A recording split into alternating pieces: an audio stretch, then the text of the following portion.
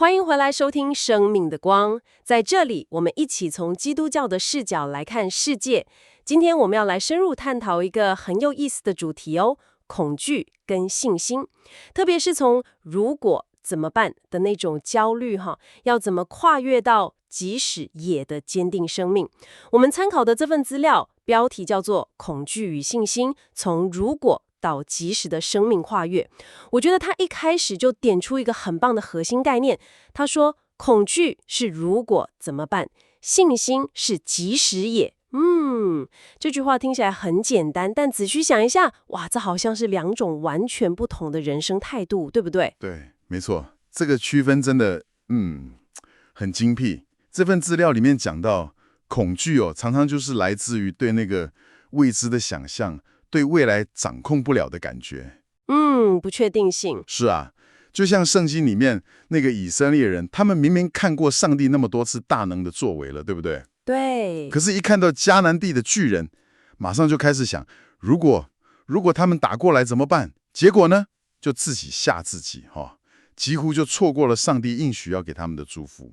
哇，这就是如果想法的可怕，会让人卡住。对，那反过来说，即时也的信心，根据这份资料，它具体是指什么呢？这应该不只是喊口号吧？不是，资料里强调说，即时的信心并不是说假装困难不存在而是它是根植在对上帝的信实，对他的应许有很深的信任。这不是那种盲目的乐观了，它是一个清醒的选择。你想想看，像但以理那3个朋友，对，火炉那个故事。对，他们面对那个要被丢进火炉的威胁，还能说出即或不然，意思就是，即使这次上帝选择不救我们，我们也绝对不拜其他的神。哇，那个决心，那个真的需要超大的勇气跟信靠。是啊，还有像约伯，你想想他经历那种几乎失去所有的痛苦，他还是能够说出我知道我的救赎主活着，这就是一种超越当下环境的眼光。希伯来书也说，信心是还没看见的事情的确据。哇，即或不然，还有我知道我的救赎主活着，这些例子真的很有力量。不过，知道这些故事是一回事，可是要把这种即使的态度活出来，尤其在我们自己碰到困难，比方说生病啊，或是工作不顺的时候，好像，真的不容易耶。这份资料有没有给一些比较实际的方向？有哦，他从圣经里面整理出3个我觉得很关键的指引。第一个就是要常常去回想、去专注上帝过去是怎么带领我们的，他的信实作为。就像以色列人在红海边，摩西跟他们说：“站住，看上帝今天要做的事。”回忆可以建立信心。回想过去的恩典。对。第二个呢，是学习放下自己的盘算跟忧虑。资料引用马太福音说的：“不要为明天忧虑。”这个很难欸。对，这需要练习了，练习交托。那第3点，这个也很重要，就是信心要有行动。行动。对，雅各书说得很清楚，信心没有行为是死的。最好的例子大概就是亚伯拉罕献以撒了。哇，那个真的是完全顺服的行动。没错，把他最宝贵的给献上的。所以回顾、交托、行动，对，这3个听起来是我们可以学习的方向。那这样说起来，在困境中活出及时的信心，并不是要我们假装没事或是压抑自己的感觉。不是哦，完全不是哦。这份资料有特别提到这点，活出即时的信心，恰恰是在承认痛苦、承认挑战是真的存在的前提下，仍然选择去相信。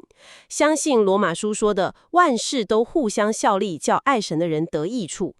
这不是说坏事会自动变好事了，而是相信说，即使在看起来最糟的状况里，上帝仍然掌权，他的爱跟他的计划最终会带来美善。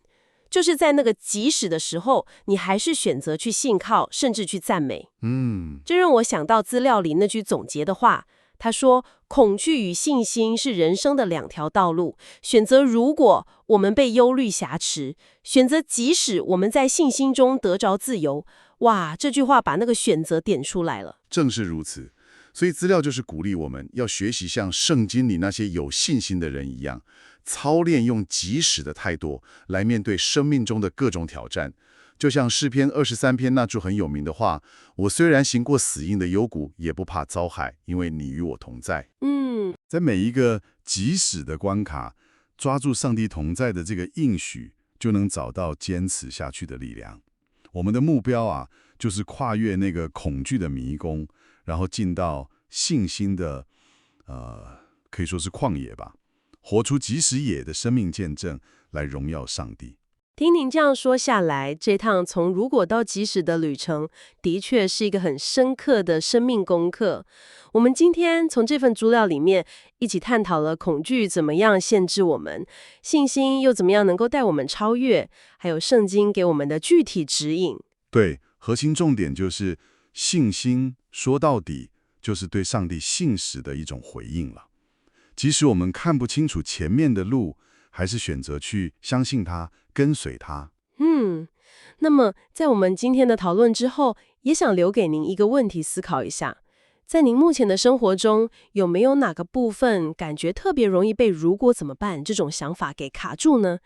那您可以怎么样开始，试着从我们刚刚提到的那3个慎终指引，回顾、交托、行动，选一个来开始练习，把态度转变成即使野的信心呢？